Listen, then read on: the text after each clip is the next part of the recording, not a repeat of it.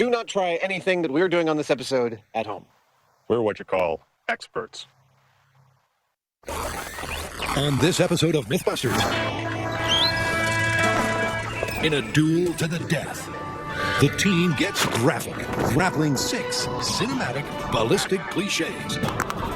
But which will be the last myth standing?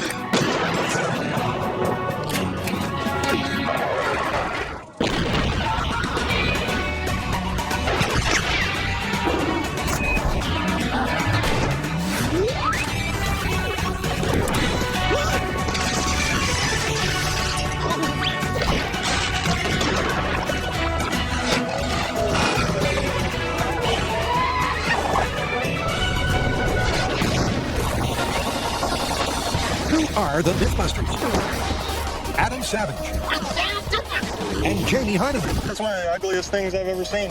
Between them, more than 30 years of special effects experience.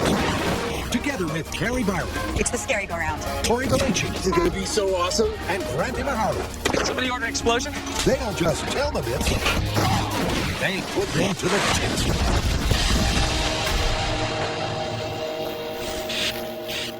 Buckle up your bandolier, because this is Bullet Baloney. In a feast of 6 sensational firearm fables, the team busts out their weapons of mass deduction It's for science. to uncover the truth behind the bullets. And the first question on their quest, what's first? I'm thinking bent barrel. You're going to have to give me a little more to go on than that. Okay. Seen it in a million cartoons. One character grabs the gun of another character and bends it, hoping to neutralize the weapon, but it still fires. So we can, like, shoot around corners and stuff. Maybe. If it works, that might be possible. Sounds like fun. When a cartoon character nonchalantly bends the barrel, the gun always seems to fire just fine, albeit with an appropriately twisted trajectory. But wouldn't the rifle's finely balanced ballistics actually be, well, all bit out of shape? So what's the plan? Plan, I think, is pretty elaborate, so see if you can follow along. I think what we should do is get a gun with a barrel, remove the barrel, and... wait for it. We bend it. Woo! Yeah, I love this problem-solving stuff, man. Best part of this job. Genius. Thanks. As Adam Savant Savage said, it's a pretty simple plan. Awesome. And at the Yolo County bomb range, they're all set to bend it like gunbusters. You gotta come to me, man. We already know that it's possible to shoot a gun with a bent barrel. The Nazis did it in World War II with a thing they called the Krummlauf. But the Krummlauf was engineered specifically for that purpose. What we want to find out is if we can take a normal gun like this one and bend the barrel and have it work well enough to shoot around corners. Yep, will an ad hoc cartoon curl Loaded. Range is high. really leave you with a fully functional firearm? Ready when you are, sir. Well, first up to find out is a straight shooting control. And 3, How far into a block of ballistics gel 2, will the bullet penetrate? 1. There you go. That was neat and pretty. Let's go check it out. Good. And the benchmark is a through and through. And through again? This is funny. It actually went all the way through it, hit our bullet-resistant glass, and bounced back in the ballistics gel about 1.5 inches. It went doink, doink. So to bend our barrels, we figure we're going to heat it up first to make it more malleable. That means getting it like red or cherry red hot. And to do that, we've got a sword forge, which for some reason Adam just happened to have. I didn't just happen to have it. Since I've always wanted to learn sword making, I've been admiring these sword forges for a while, and I was looking for an excuse to buy one, and this episode was a perfect excuse. So I didn't just happen to have one, I happened to want one. Of course you did. Let's fire it up. Okay. So what exactly is a sword forge? As its name implies, it is a forge. Perfect. An extremely hot oven in thousands of degrees for manipulating metal for making swords. Here we go. In a few minutes, we should have some delicious gun barrel to eat. And it's perfect for our purposes. It's getting there. It's powered by 5 gas jets of propane. Once that gets cherry red, we'll pull it out and bend it to the angle that we need. Oh, yeah. Oh, it's moving. Look at that. All right. And with the barrel pulled to a perfect 45 degrees, Excellent. Let's let it cool. then quenched,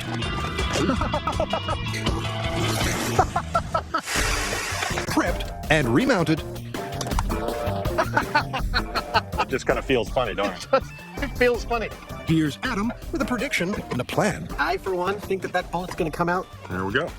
at very close to the same amount of power as before. And if it does, range is hot. Well, we're going to bend this barrel some more and see how extreme we can bend it. Still get a bullet out. All right, 45-degree bent barrel in 3, 2, 1, go. It fired.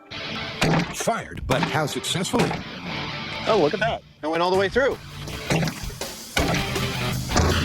It went all the way through, bounced off the bulletproof glass, and look, landed on top of our ballistics gel. That is awesome.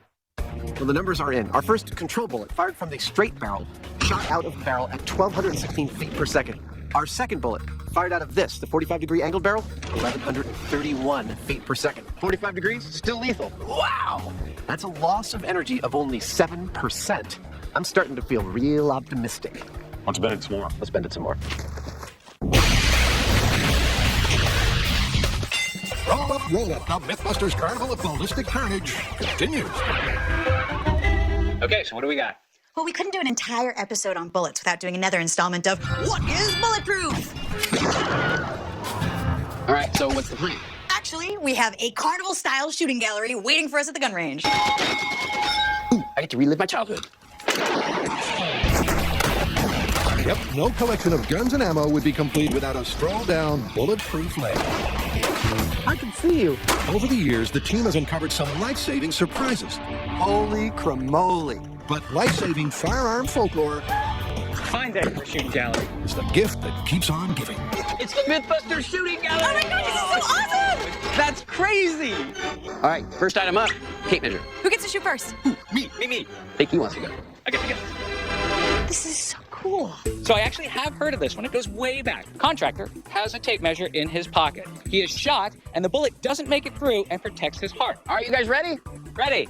So we're going to start out shooting this with a 22. If it does make it through, we're going to increase the caliber. This should be fun. So Grant steps on up and takes aim to tag one of the moving tape measures and test its bulletproof qualities. But it takes a few shots before he gets a direct hit. Now, how did it fare at the live ammunition fair? Dude, you nailed it. Did it make it all the way through? No, it didn't go through. It stopped the 22 caliber. Right on. Well, let's move on to the 9 and see what that does. Cool. The tape measure saved your life. Success so far. But Okay, ready for 9mm? Absolutely. a bulletproof material would be expected to stop any handgun, not just a low-velocity 22. Definitely hit that one. So what happens when the stakes are up? It went in there, but didn't come out. No way! 9mm, it stopped its 9mm round. This is absolutely astounding. A 22 didn't make it through this, and this is a regular tape measure. A 9mm didn't make it through. This is not a lot of steel here. Here we go. But you know what? Next up is the 40 caliber. And unfortunately, Nice shot, right in the middle. I think that's where the tape measure is going to lose. All right, so it looks like the tape measure stopped the 22, a 9mm, but not a 40 caliber. This one is busted. Busted. Coming up on MythBusters. Fat cats and mob hits. Crazy cartoon curves. It's kind of handy. Deep-fried guns. Firing a gun in a vacuum. And guns in space. This is Bullet Baloney. Come on down to Jamie's House of Bent Barrels. And the MythBusters are tackling a bumper pack of ballistic mysteries. And classic cinematic cliches. So button up your bulletproof vests. Ow! Firing a gun in a vacuum. Because there's 6 myths to solve. And with first up bent barrel success, Adam's feeling real optimistic. I'm starting to feel real optimistic. But Jamie's noticed an interesting, not so encouraging ballistic detail. Barely inches after leaving the gun, the bullet has started to tumble. So it's being very seriously affected by this bend. I don't know what exactly it's doing, but I suspect that it's going to get worse the more that we bend that barrel. Now, our first bent barrel, the one bent at 45 degrees, that was just a dress rehearsal. That was to test our equipment, our machinery, and our technique. But this gun, bent at a 90-degree angle, this is where the rubber meets the road. That's just wrong. This is potentially a gun that shoots around corners. And if a bullet comes out and it's still lethal, how cool is that? Also, how illegal is that? Seriously, has anyone checked how illegal this is? Meanwhile, glass half empty Heinemann Oh, Jamie, this is perfect. thinks the right angle will be the last right angle before things go wrong. This 90-degree barrel is the maximum point that I think that the bullet is probably going to come out of. Loading the gun. Beyond this, what it means is that the bullet's actually having to go down an opposite path that it came in on. All right, here we go. At this point, it's just going off at right angles, and I think it'll make it. Shooting bullets around corners in 3, 2, 1, go. Hey, it hit the ballistics gel and the box jumped. Yep, once again, the box stand jumps as the bullet penetrates the ballistics gel. But does its penetrating power match up? Look at that. That's still a significant hit. It is a significant hit. It's slightly less than the middle one, but it went all the way through the ballistics gel. That puppy's lethal. And that's a conclusive result. He shot a gun around the corner. Our 90-degree barrel worked perfectly. In fact, the bullet left this barrel traveling the exact same speed as it left the 45-degree barrel. Now I'm feeling real optimistic. On that note, we'll be right back after a short word from our sponsors. Come on down to Jamie's House of Bent Barrels. We got a gun that'll shoot whatever you want. Duck hunting, fishing, heck, it'll shoot things you can't even see. Only $19.95. Club ammo not included. Welcome back. We've been testing the idea that a gun can suffer a bent barrel yet still fire its bullets effectively. That is awesome. Emboldened by these results, we went then to a 90-degree bend and found that it absolutely shoots with only 7% less energy than a straight barrel.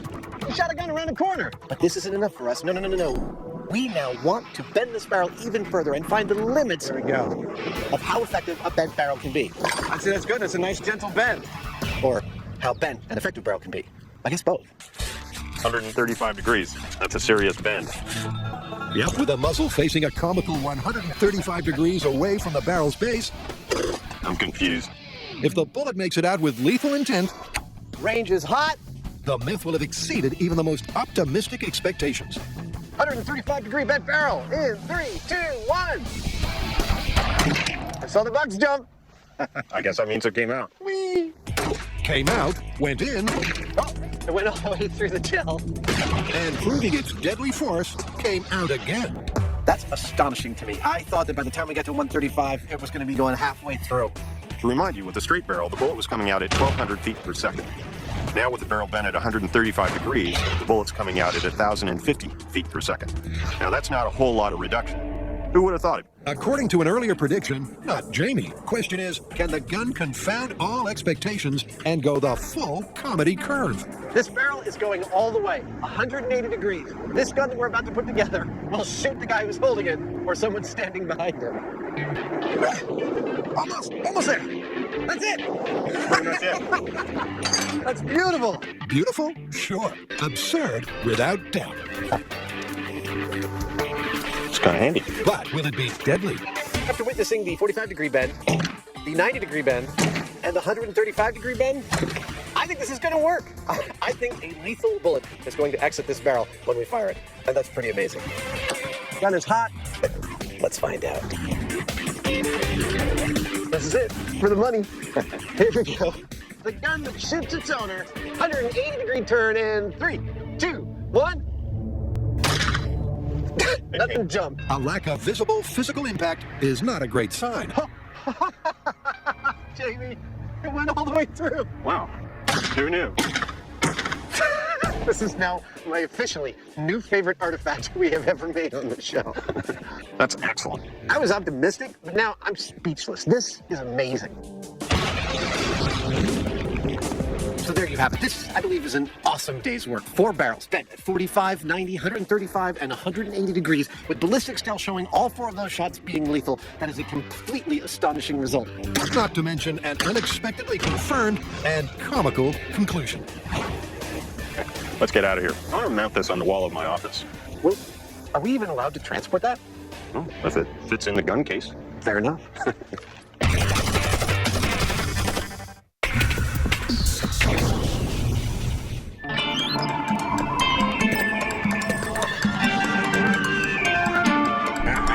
When you're slow on the draw, an innocuous everyday object might just save your life. But are the many life-saving urban myths the miraculous real deal or unrealistic rumor? Next up, has a wallet really got your backside covered? Oh, yeah, I've heard this one. A guy gets shot in the back pocket with a 9mm round, but the wallet stops it. That's it. Okay. All right. So Carrie lines up with a myth-specified 9mm. All right, this is 9mm versus wallet. But what isn't known is what was in the wallet. So we're going to shoot a regular wallet filled with credit cards and money. All right, shoot him in the butt. A fat cat wallet. Why do you even get that in your pocket? And finally, a duct tape wallet, because let's face it, we love duct tape. I think that's all of them. Let's go see which ones are bulletproof. Yep, a bulletproof proof Nice shooting, Tex. is in the pocket. So first up, regular. And that is clean through and through. All right, regular wallet, not bulletproof. No, busted. All right, here comes the fat wallet. Entrance, exit, and it got shot a couple times and it didn't stop any of them. Let's try duct tape. Straight through the butt. Ooh, No surprise clean there. through. Duct tape wallet, busted for the 9mm. They're all busted. Later on MythBusters. If you're an astronaut in the vacuum of space and you've got a handgun, can you even fire it? Ow! That's what we're going to find out. Ooh, alien blood.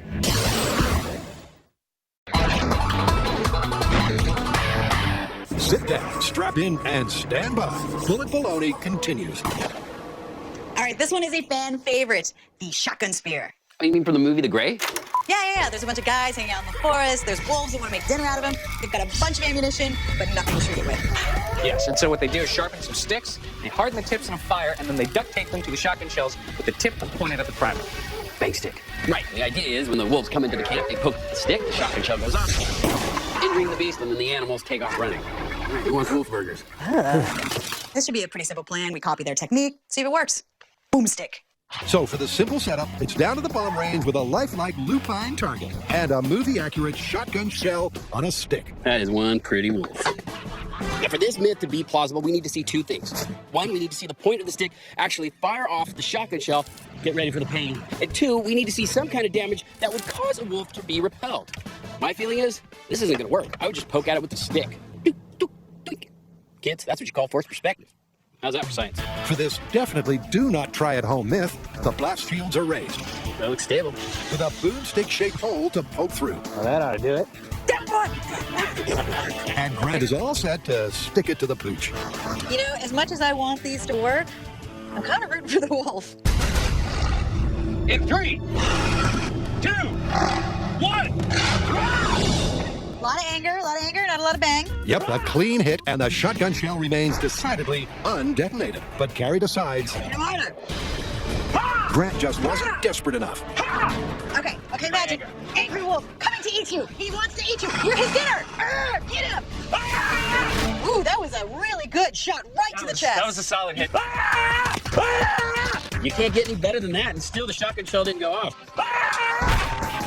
It's time for plan B. B for back to the shop. All right, I'm going to be trying something a little bit different. Now, the primer of a shotgun shell is made of brass. Now, normally to deform it, you would use a steel firing pin. But for this myth, we need to use wood. Now, brass has a Bernal hardness of 60, so we need a wood that is harder than that. I have to sharpen it using a steel grinder. What I have here is Ipe. Now, this is a Brazilian hardwood. It has a Bernal hardness of 80. This is the hardest wood I've ever worked with. So this theoretically could be used as a firing pin. Back at the bomb range, Tori, with his hardwood in hand, Oh yeah, it's my boomstick. To make it work. attaches the shotgun shell to the spear. And he's ready to fight for his life. All right, this is Ipe hardwood boomstick. In 3, 2, 1. You hit it hard enough to break your stick. That was a good hit, man. A good hit, but still no fireworks. The primer's dented, but it wasn't enough to set off the shotgun shell. But the team isn't ready to give up just yet. In keeping with the MacGyver-like myth, they're going to improvise. So there's one last possible scenario that's in the realm of reality. Say they found a little sharp piece of metal or a screw or a nail or something from the plane, Ready to nail it? and then used that to try to hit the primer. Here we go. In 3, 2, it's kind of like playing pool. 1. It worked! It worked, yes! Just like it says on the tin, the boomstick went boom. Groovy. But did it do any damage? It didn't make it actually through the fake fur. Without the gun barrel to contain the blast, the energy disperses, and the ballistics gel is unscathed. So, for protection from the pack, save time and stick to a pointy stick. I mean, if I had a choice, I would have gone with just the plain spear because this is just going to make him angry. The spear might actually kill him. Spear's a great weapon. It's worked for thousands of years. Busted. Busted. Do not try what you're about to see at home. We're what you call experts. Next up, Adam and Jamie hit the ballistics bunker for a physics and fiction face-off in space. Dude, I think we should test how much of a deterrent that sound is. It's pretty distinctive. Totally. So what's next? Apparently, it is impossible to fire a gun in space. You mean like in a vacuum? Exactly. I think we got to test it. I've always wanted to go to space. Me too. Guns in space. What could possibly go wrong? Although Hollywood would have us believe otherwise, the prevailing theory is that a gun will fail to fire in space for two reasons. First, the lack of air and atmospheric pressure in the vacuum of space may cause the slug to deform. Second, without oxygen, the primer can't ignite the propellant. And to test these theories, Adam and Jamie need to fire a gun in space, down here on Earth. That looks good. It's going to be beautiful. To do that, they're building a bulletproof vacuum chamber. And once Jamie inserts a pressure gauge, their soon-to-be sealed chamber is ready to have all of its air removed, every single atom. But first, a test fire. This is a real pistol, and we're about to fire it in our shop. Now, setting up a gun to be fired by remote control is always fraught with some dangers, and we are removing those dangers in the following way. 1, our entire vacuum chamber is made of bullet-resistant plastic. 2, we have an extra piece of bullet-resistant plastic at the end of this chamber for the bullet to land in. 3, we're going to have a piece of steel behind that extra piece of bullet-resistant plastic. 4, our gun is mounted firmly in a gun rest meant to hold it. 5, we are only using 1 bullet. All right, Jamie, I'm ready to load. Are you ready? I'm ready. There's a couple of others, but they don't really matter. Before we pull the trigger on this gun in a vacuum, we're going to fire the gun in the vacuum chamber without a vacuum to be able to compare the two. In 3, 2, 1.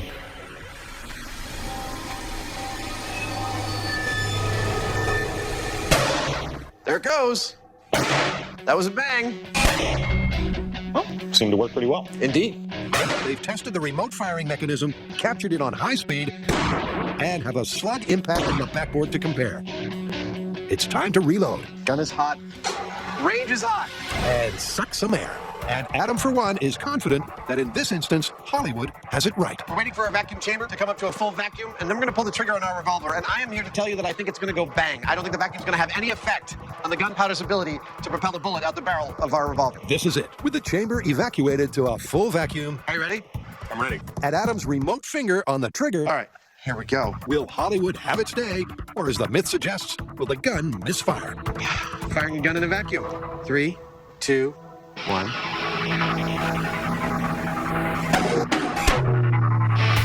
There it is. There it is, successfully shot.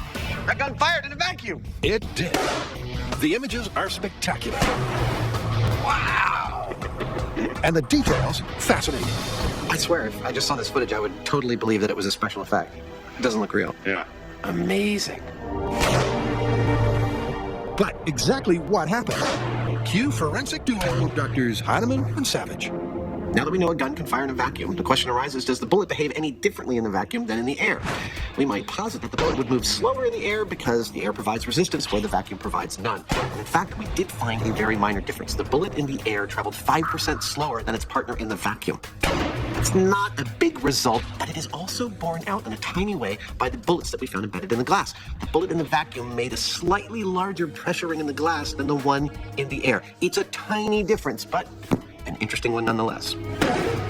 We chose a revolver for this test, and you'll notice in the high-speed footage that a fireball is created around the gun when it fires. Now, that's because of the gases coming out of the cartridge to escape. If you look at the vacuum, that fireball is much, much larger. And that is because a gas, when it's exposed to a vacuum, is going to expand more. And that makes me think that if you had an explosion in space, like you've seen in countless sci-fi movies, that explosion would be much larger than it would be under normal atmospheric pressure. So, the myth that guns cannot be fired within the vacuum of space? It's totally busted. Yeah, it's busted. Let's move on to the next gun myth. Okay.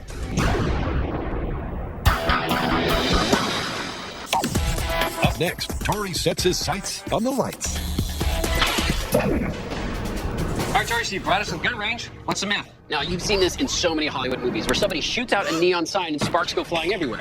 Yeah, just like this. All right, so that was pretty Hollywood. Good old special effects. I think we're gonna have to make some more neon signs. We're gonna test this one for real. And get some real guns, and then we can shoot them. This is gonna be awesome. A Hollywood downtown showdown wouldn't be complete without obligatory neon sign fireworks. But is this light show a complete fiction? Will it really fizz and spark without special effects fakery? Now, the way they create sparks in the movies is by using a paintball gun and a paintball round that has zirconium and an abrasive substance. When they fire it through the gun and it hits its target, it creates a spark. We're going to see if we can create a spark without the help of special effects. So, first up, Carrie goes into the light store for a little light learning. This is Shauna. She's going to help me make a neon sign. Now, a neon light is not that different from a fluorescent tube. You ready? I think so. A neon light uses high voltage to propel a current through a tube that's filled with low-pressure noble gases, like neon, which gives us that sort of orangish-red glow. Different gases will give you different colors of light. Oh my God, I love it. This is so cool. Yep, it's physics fireworks. High voltage causes electrons to flow through the tube, bombarding the gas atoms. The resulting energy is given off in the form of light, and the color or wavelength of that light is specific to the gas in the tube. It's gorgeous. And with her two themed neon signs sealed, Carrie delivers them to a familiar and warranty-voiding location, the gun range.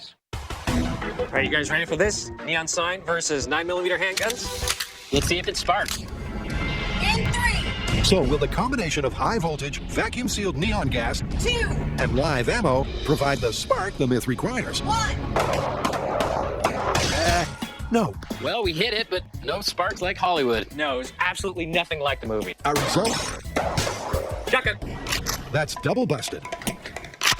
It's for science. When the guys pull out the big guns. All right, we're hot. In 3, 2, 1. Oh. All right, it doesn't matter if you have a shotgun or a pistol. You fired a neon sign, you're not going to get the sparks that you get in a Hollywood movie. Coming up on MythBusters. If you can't stand the heat, don't fry guns in the kitchen. Let's go eat some gun. To give their neon nightmare one last shot, We're going to have to do something a little more MythBustery. Carrie Grant and Torrey filled a new sign with highly flammable hydrogen and lit it with the worst firing job possible. That's right, I've created several Jacob's ladders, which are just basically traveling arcs. All right, we are hot. 12,000 volts each. There are 3 of them. And 3, 36,000 volts. 2. If anything is going to ignite that flammable gas, 1, this is it. Despite the enriched set of circumstances, not one single spark sparked.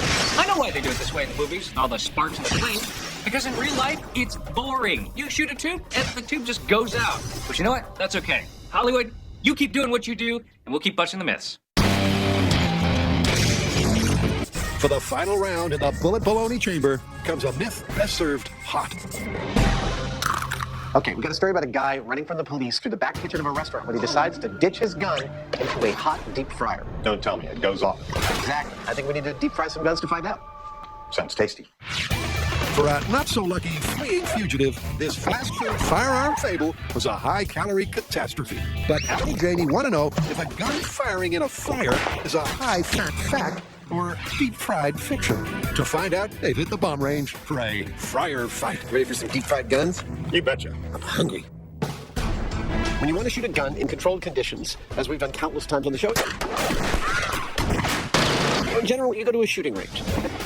But when you want to shoot off a gun in uncontrolled conditions, i.e. dropping one in a vat of boiling oil, well, then you want a place that's a little more remote. And that's why we've come to this, the Yolo County Bomb Range in Davis, California. They've got a shooting range with a very wide exclusion zone. That means we can conduct our experiments safely here. And as experiments go, That's good. this one's as simple as it gets. A deep fryer, You're not pretty. a 9mm handgun, Perfect. and soon-to-be hot oil. So the major components of this experiment are pretty straightforward, and they're all right in front of you. We've got a 1-foot cube made of steel that holds 8 gallons of canola oil. We've got a pistol mounted solidly in a machine rest on a slider that allows us to safely and carefully lower it down into the oil. Which will be heated up to frying temperature with my propane torch. As everyone knows, it's vital when deep frying to know the exact temperature of your fry oil, and we will know that using this thermocouple, whose wire travels all the way back Behind these blast shields where we'll monitor everything in perfect safety. How'd you get here so quick? movie magic. You ready? Yeah, all right. It's time to get down to business, and the job at hand is cooking a loaded gun to see if it will fire in the fryer. Now, there are many different temperatures that restaurants keep their fry oil at, but at the top end it's about 390, just shy of 400 degrees. So now we wait. That's hot oil. That's the temperature we're going to be looking for to drop our gun. And temperature is the key to the whole shooting match. Way back when the guys baked bullets, Hot bullets! Get your hot bullets here! they found the heat from an oven could get a gun to go bang. But now the question is, will the wet oil dampen that detonation? All right, that's 390. I'm going to shut off the gas. All right, the gun's free. You ready to lower? I really feel strongly that the moment we lower that gun in there, it's going to go bang. All right, dropping a gun into hot oil. I don't think it's going to take much more than 10 or 15 seconds. 3, 2, 1. There it goes. There it goes. And there it doesn't. The range is most definitely hot, That heat's working its way towards that bullet. but the gun is clearly not fast food. And I was thinking it would go in the first 15 seconds. And as 30 seconds rolls into several minutes, Come on, do something. confidence that the myth will go off with a bang is cool. You sure there's a bullet in there, right? I'm sure there is. There it is. Awesome. That worked. Very well done. Let's go eat some gun. Dinner is served. Once again proving that heat and ammunition are dangerous ingredients in the kitchen. Well, I just hope this goes to show you kids who like to play it fast and loose with a deep fryer that this plus this do not make for a tasty meal. Oh, no. You gotta be careful when you bring guns around the food processes because you don't want to get shot in the fish and chips, if you know what I mean. I'm not even sure what I mean. What Adam actually means is, The gun went off real sweet, just like the myth. but they're not done yet. They're going again, and this time they're starting cold. So, our gun went off in the vat of boiling oil, but that begs the question, what's the lower temperature threshold for setting off a gun? So that's what we're gonna figure out. We're gonna refill this tank with some cold oil, lowering it in, and heat that oil until the gun goes off. It's all information at this point. So what are we up to? Just over 160, climbing steadily. You know, waiting for things to go off like that while you're heating them up slowly, waiting for a failure point, is always nerve-wracking. This is no exception. Well, we're up to about 260 degrees. Got a long ways to go. We're sitting there passing the time as the temperature's climbing slowly. So at the point it's rounding 300, you're kind of feeling a little bit bored and lax. So what's your favorite fried food? Fish and chips, Fish and chips? when they're done right. Not really paying close attention, but just keeping tabs on it. Then, around 340, we know that we're in the zone. And I literally was in the middle of saying to Damien, all right, I guess we better start paying attention. It totally just went. What temperature was it? It was right around 344 degrees.